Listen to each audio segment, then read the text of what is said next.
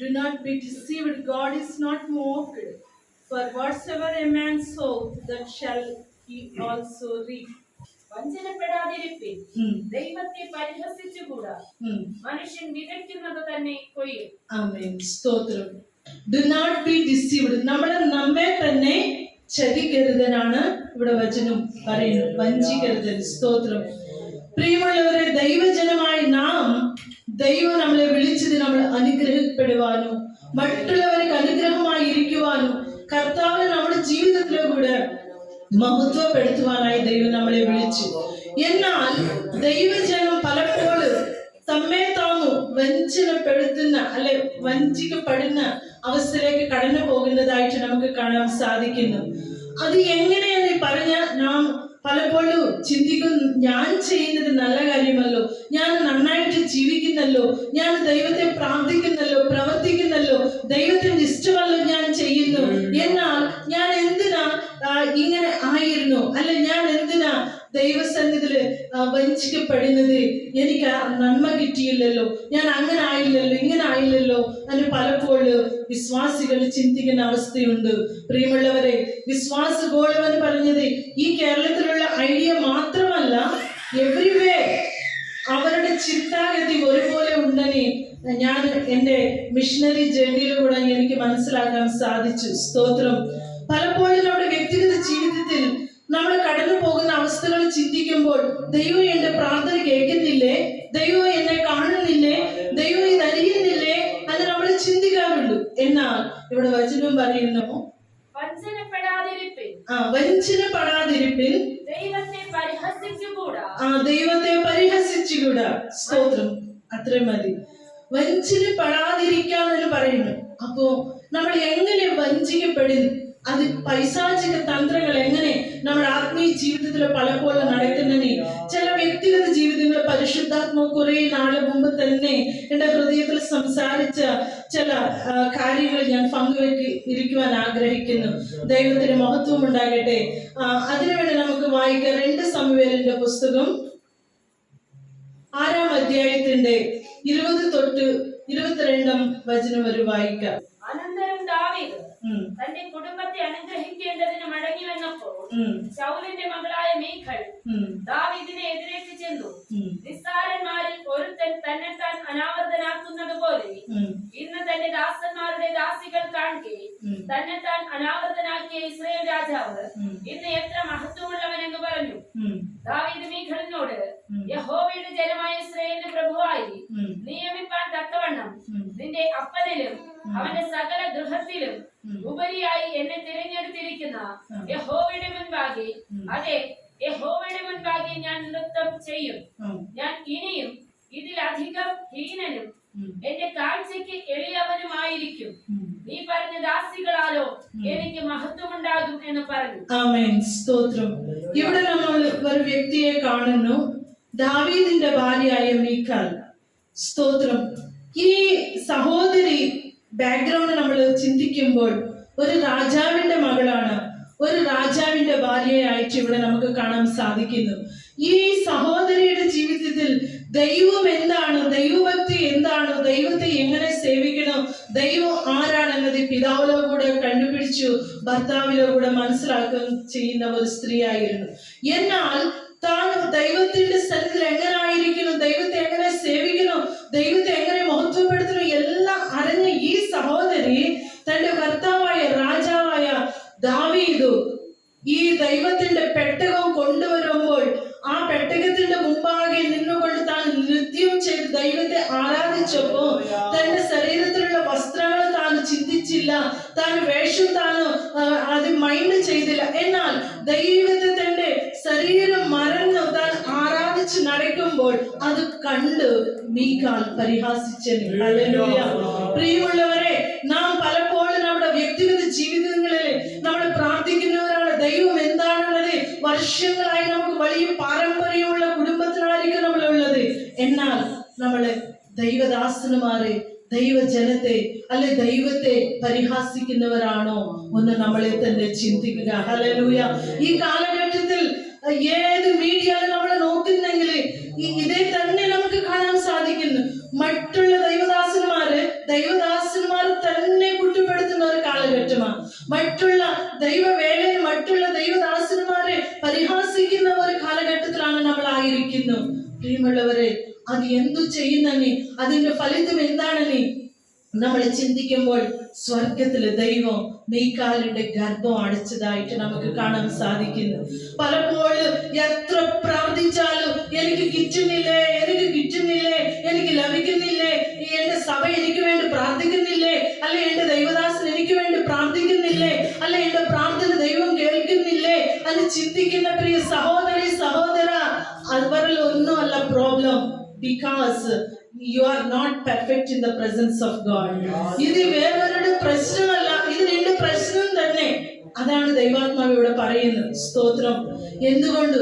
നമ്മൾ ദൈവസന്നിധിയിൽ നേരെ ആയിരുന്നാൽ ദൈവം സകല നന്മകൾ കൊണ്ട് നമ്മളെ നിറയ്ക്കുന്ന ദൈവമാണ്, നമ്മളെ അനുഗ്രഹിക്കുന്ന ദൈവമാണ്. നിന്റെ പാരമ്പര്യം പറയുന്നത് കൊണ്ട് അവിടെ പ്രയോജനമില്ല. നീ എത്ര വലിയ ഉന്നതമായി ദൈവത്തെ കൊടുക്കുന്നതിലെ വിഷയമല്ല, നീ എത്ര ഉന്നത സ്ഥാനത്തിൽ നീ നിൽക്കുന്നതല്ല വിഷയം. നീ ദൈവദാസന്മാരെയോ ദൈവസഭയോ ദൈവജനത്തെയോ ദൈവ കാര്യങ്ങളെ നീ പരിഹാസിക്കുന്ന വ്യക്തിയാണെങ്കിൽ നീ പരിഹാസിക്കപ്പെടുക തന്നെ. ഹല്ലേലൂയ. മീകാൽ വലിയ മഹാറാണിയ, ഒരു രാജാവിന്റെ പുത്രിയ, രാജാവിന്റെ ഭാര്യയ. എന്നാൽ തന്റെ ജീവിതത്തിൽ ഒരു നിമിഷം കർത്താവിന്റെ സന്നിധിയിൽ താൻ പരിഹാസിച്ച്, ഹല്ലേലൂയ, തനിക്ക് ദൈവം തന്നെ ദർശന പ്രകാരമാണ് ദാവീദ് തന്നെ ആരാധിക്കുവാൻ ഇടയായിരുന്നു, ദൈവത്തെ മഹത്വപ്പെടുത്തുവാൻ ഇടയായിരുന്നു, ദൈവസന്നിധിയിൽ നടക്കുന്നതായിരുന്നു. ഇത് കണ്ട് താൻ പറയുക, അവസാന വചനങ്ങൾ നമ്മൾ വായിച്ചതിലുണ്ട്, നമ്മുടെ വേലക്കാരുടെ മുമ്പിൽ അവർ തുല്യമായി നീ എന്തിനാണ് ഈ ലജ്ജാകരമായ രീതിയിൽ നീ നൃത്യം ചെയ്തന്. ഹല്ലേലൂയ. അവരുടെ മുമ്പിൽ സ്റ്റാറ്റസ് പോയെന്ന് താൻ വളരെ ചിന്തിച്ചു.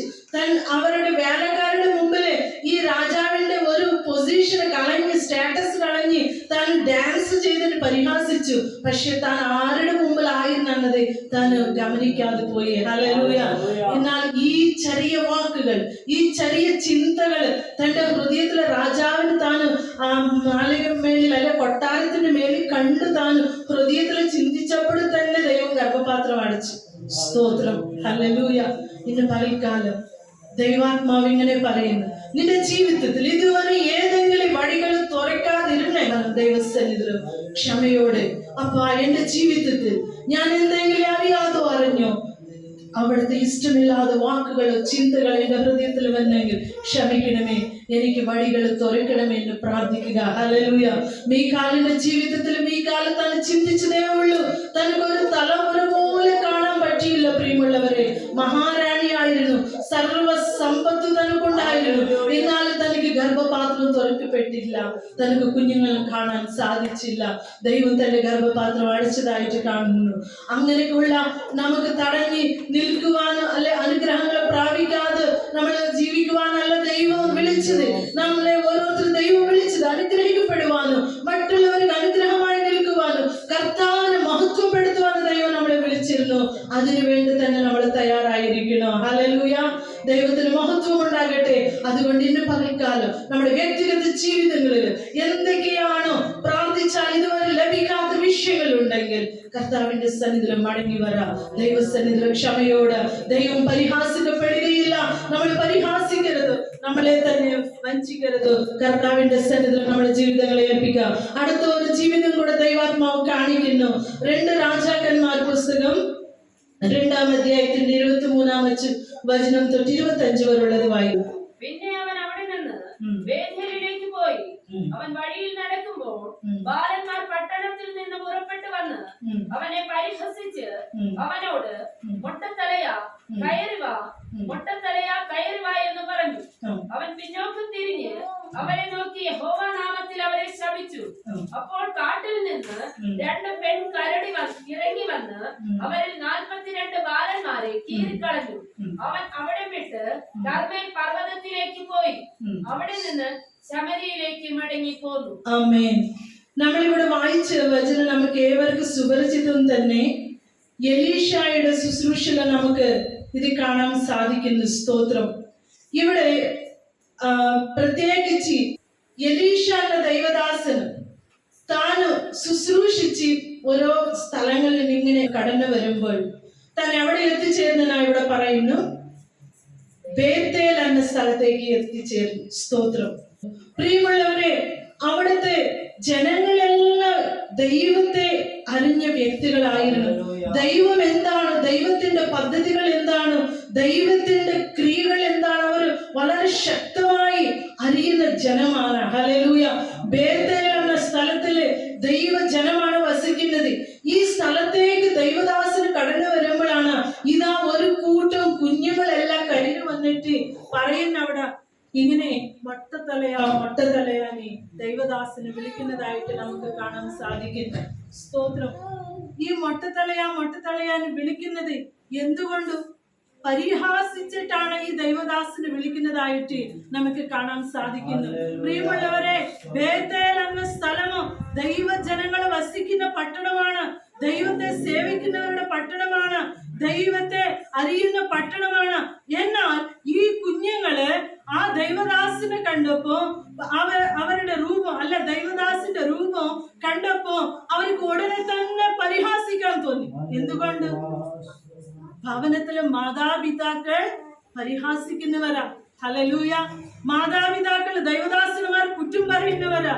മാതാപിതാക്കൾ അവൾ ഇങ്ങനെ. ദൈവദാസന്മാർക്ക് അവിടെ റെസ്പെക്ട് ഇല്ല, ദൈവദാസിമാർക്ക് റെസ്പെക്ട് ഇല്ല. ഇങ്ങനെ അവർ വായിക്ക് തോന്നുന്നത് പോലെ അവർ വർത്താനം പറയുമ്പോൾ അവർ ദൈവദാസിമാരെ അവർ വായിക്ക് തോന്നുന്നത് പോലെ അവർ പരിഹാസിക്കുമ്പോൾ ഇത് കേട്ട ഒരു കൂട്ടം കുഞ്ഞുങ്ങളാണ് ഇതാ ഈ ദൈവദാസന് ബേത്തേലേക്ക് വരുമ്പോൾ അവർ എതിരേറ്റ് വന്നു. സ്തോത്രം. അവർ വിളിക്കുന്നത് മൊട്ടത്തലയാന്ന് വിളിച്ചു ഉടനെ എന്തായാലും അവിടെ നമ്മൾ കാണുന്നു, ആ ദൈവദാസന് ഹൃദയവേദനയോട് ശപിച്ചു. ഉടനെ തന്നെ അടുത്ത കാട്ടിൽ നിന്ന് 2 കരടികൾ കയറി വന്നു. ഹല്ലേലൂയ. കരടികൾ കയറി വന്നു. ഈ കുഞ്ഞുങ്ങളെ 42 കുഞ്ഞുങ്ങളെ കീറി കളഞ്ഞു കൊന്നു. സ്തോത്രം.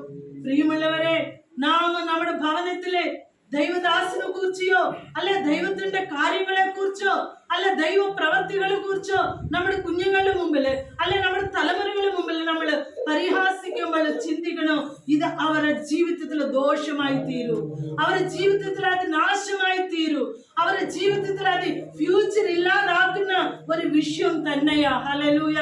ബേത്തേൽ ദൈവത്തിന്റെ ജനം വസിക്കുന്ന പട്ടണമാണ്.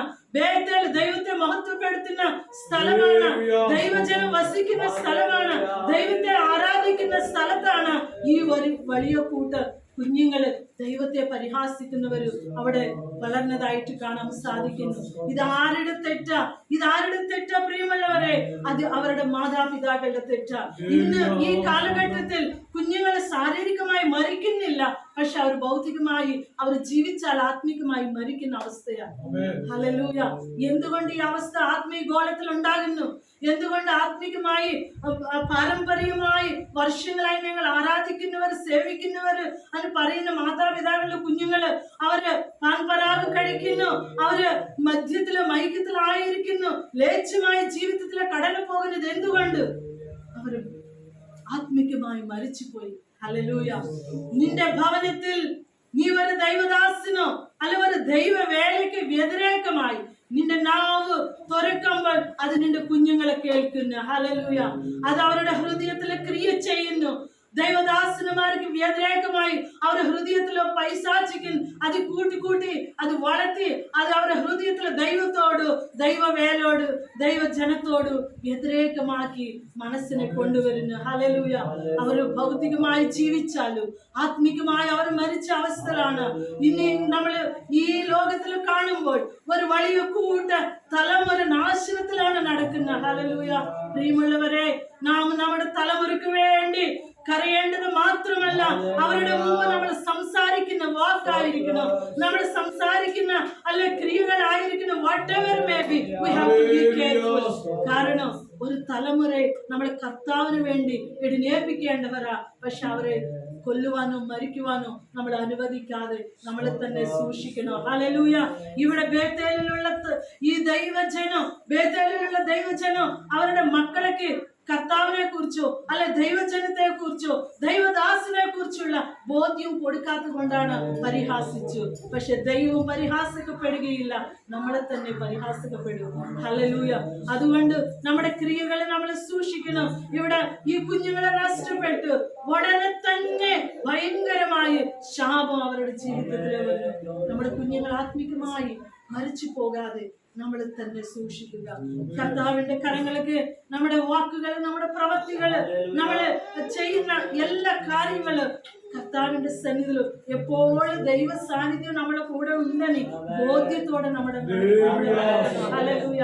ആമോസ് ബ്രദർ പലപ്പോഴും പറയാറുണ്ട്, CCTV ക്യാമറ റിസോർട്ടിലെ വെച്ച് എവരിവേർ താൻ ഒബ്സർവ് ചെയ്യുന്ന ഒരു വ്യക്തിയാണ്. സ്വർഗത്തിലെ CCTV ക്യാമറ എപ്പോഴും നമ്മൾ ഒബ്സർവ് ചെയ്യുന്നത്. ഹല്ലേലൂയ. അങ്ങനെ ഒരു ബോധ്യത്തോടെ നമ്മൾ നടക്കേണ്ടതാണ്. നമ്മുടെ പ്രവർത്തികളെല്ലാം ദൈവം കാണുന്നു. ഈ തലമുറയ്ക്ക് നമ്മൾ അനുഗ്രഹമായി നിൽക്കുവാൻ തന്നെയാണ് ദൈവം നമ്മളെ വിളിച്ചു. പക്ഷേ നമ്മളെ തലമുറകളെ നശിക്കുവാനുള്ള പദ്ധതികളോ പ്രവർത്തികളോ ചെയ്യാതെ നമ്മളെ തന്നെ കാത്ത് സൂക്ഷിക്കുക. Hallelujah. And third and last, മൂന്നാമതായിട്ട് അവസാനമായിട്ട് മറ്റൊരു ജീവിതം കൂടെ ഞാൻ കാണിക്കുവാൻ ആഗ്രഹിക്കുന്നു. ഹല്ലേലൂയ. ദൈവത്തിന് മഹത്വം ഉണ്ടാകട്ടെ. മത്തായി സുവിശേഷം 27-ാം അധ്യായത്തിന്റെ 25-ാം വചനം വായിക്കുക. അവന്റെ രക്തം ഞങ്ങളുടെ മേലും ഞങ്ങളുടെ മക്കളുടെ മേലും വരട്ടെ എന്ന് ജനമൊക്കെയും ഉത്തരം പറഞ്ഞു. ഇവിടെ നമ്മൾ വായിച്ചത് അവന്റെ രക്തത്തിന്റെ ദോഷം എന്റെ മേലും എന്റെ മക്കളുടെ മേലും വരട്ടെ എന്ന് അവര് പറഞ്ഞു. സ്തോത്രം. ഇത് നമുക്ക് എല്ലാവർക്കും സുപരിചിതമായ ഘട്ടം തന്നെ. യേശു കർത്താവിന് ക്രൂശിലാക്കുവാനും കുറെ കൂടെ സമൂഹം അവിടെ സദൂകന്മാര് പരിശീലന്മാര് ഇവരെല്ലാം യേശു എവിടെ പോയാൽ അവര് അനുഗമിച്ചുകൊണ്ടായിരുന്നു. നമുക്ക് എല്ലാവർക്കും അറിയാമല്ലോ, യേശു കർത്താവ് എവിടെ പോയാൽ അവിടെ കുറെ കൂടെ സമൂഹം ഉണ്ടായിരുന്നു. ചിലവര് വചനം കേൾക്കാൻ വരുന്നവരും, ചിലവര് ആഹാരം കഴിക്കാൻ വരുന്നവരും, ചിലവര് അത്ഭുതങ്ങൾ കാണാൻ വേണ്ടി വരുന്നവരും. നാലാമത് കൂടമാണ് യേശു കർത്താവിന്റെ ടീച്ചിങ്സിലെ ബോധനയിലെ എന്തെങ്കിലും തെറ്റുകുറ്റങ്ങളുണ്ടോ കണ്ടുപിടിക്കാൻ വരുന്നത്. ഹല്ലേലൂയ. ഇവര് എവിടെ പോയാലും ഉണ്ട് പ്രിയമുള്ളവരെ. ഈ ലോകത്തിൽ ഈ കാലഘട്ടത്തിൽ ആ ശുശ്രൂഷ ചെയ്യുന്നവർ ശക്തമായിട്ടുണ്ട്. ഹല്ലേലൂയ. പ്രത്യേകിച്ച് വേദപുസ്തകത്തിൽ പറഞ്ഞിരിക്കുന്ന അന്ത്യകാലഘട്ടത്തിൽ ഇങ്ങനെയുള്ളവർ കുറെ കൂടെ വർദ്ധിച്ചു വരുവൻ. ഈ കാലഘട്ടത്തിൽ അങ്ങനെയുള്ളവർ തന്നെ കൂടുതലുണ്ട്. എത്ര നല്ല ദൈവം തന്നെ ആലോചന പറഞ്ഞാൽ അതിൽ നിന്നൊരു കുറ്റം കണ്ടുപിടിക്കുന്നവര് എപ്പോഴും ഉണ്ട്. സ്തോത്രം.